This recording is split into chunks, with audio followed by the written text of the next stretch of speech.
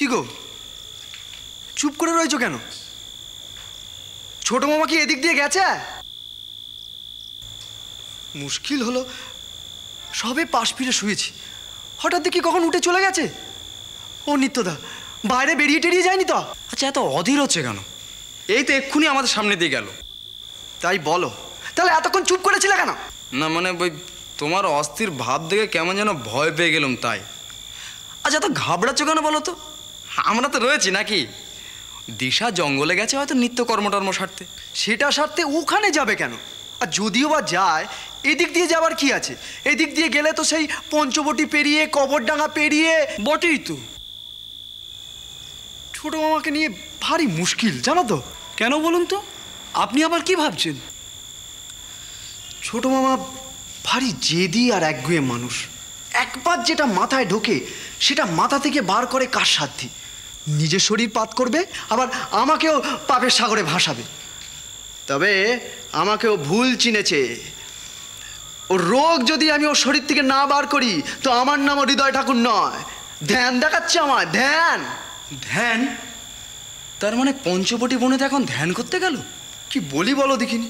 সারাদিন পুজো, আবার এখন ধ্যান? কেন এমন করছে কে জানে। কেন আবার? পাগল মানুষ। শোনো নিত্যদা, ও পাগলাম আমি ছাড়িয়ে দেবো, তুমি দেখে নিও। হ্যাঁ রে বিপ্র দাদা, তুমি আবার কোথায় চললে? আরে দাঁড়া না, মজাটা দেখে আছি গিয়ে। যা বাবা।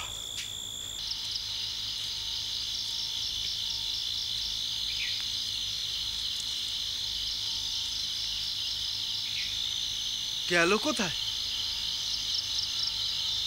এই অন্ধকারে জঙ্গলের মধ্যে ঢুকেছে ধ্যান করতে?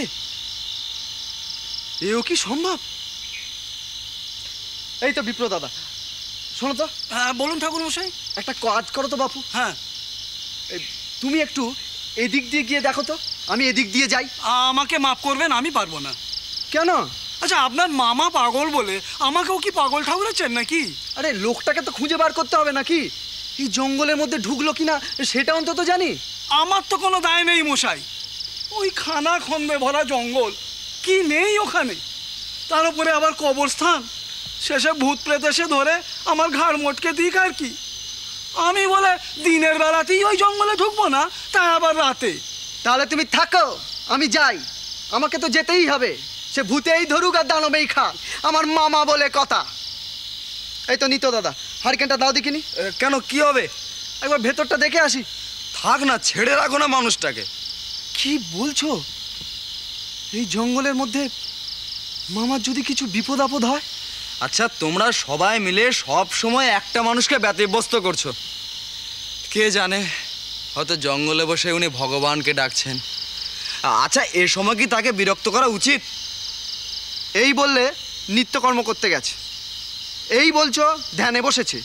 তোমাদেরও তো মাথা ঠিক নেই দেখছি। ঠিকই বলেছো, অমন মানুষের খেয়াল রাখতে গেলে মাথা ঠিক থাকে? আচ্ছা তুমি বলো।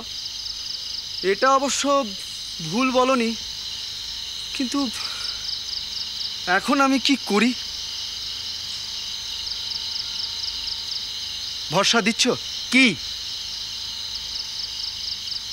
এই জঙ্গলের মধ্যে মামার কোনো অমঙ্গল টমঙ্গল হবে না? তোমায় কি বলি আমি ঠিক।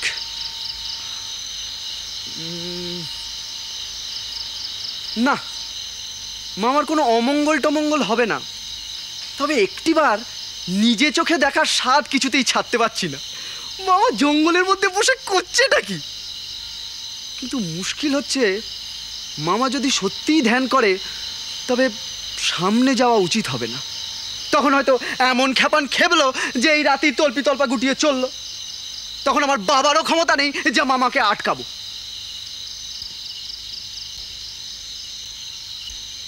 তোমরা আমাকে একটা ব্যাপারে সহযোগিতা করতে পারবে? কি? আগে কথা দাও। ব্যস্ত নিন, আপনাকে কথা দিলাম। হ্যাঁ, শুধু আমাদের ওই জঙ্গলে ঢুকতে বলবেন না। আরে না না, তোমাদের কিচ্ছু করতে হবে না, যা করার আমি করব। শুধু কাল মামা যদি কিছু জিজ্ঞাসা করে তোমরা রাতই কাটবে না।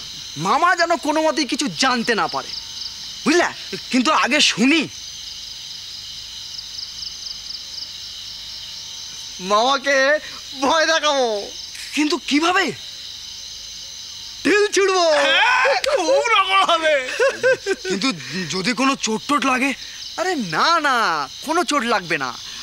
মামা যদি ধ্যান করতে বসে না, ওই যে আমলকি গাছটা দেখছো, ওর নিচেই বসবে। মামা আজই আমাকে বলেছে ধ্যান করার প্রশস্ততম জায়গা হচ্ছে ওই আমলকি গাছের নিচ। আমলকি তলে দেহ মন শুদ্ধ হয়। ও আমি ঠিক বাঁচিয়ে চুড়বো। ওই পাগলের পাগলামো এইভাবেই সারাতে হবে। তবে যদি অশরীরী উৎপাদ মনে করে কাল থেকে খাওয়া দেয়।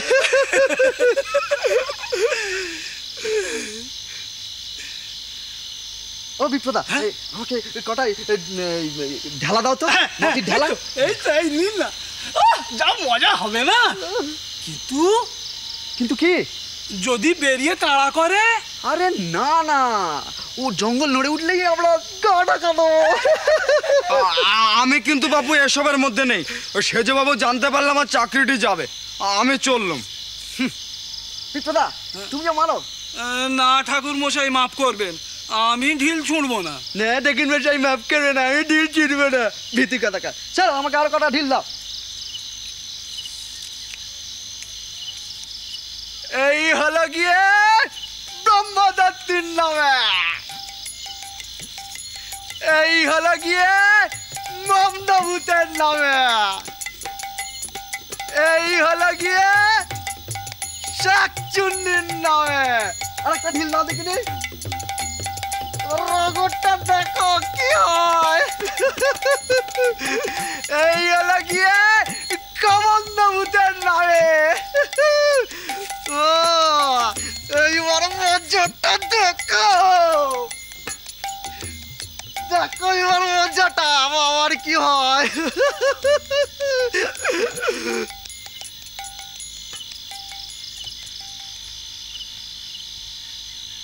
কি হলো গো? মামা কই?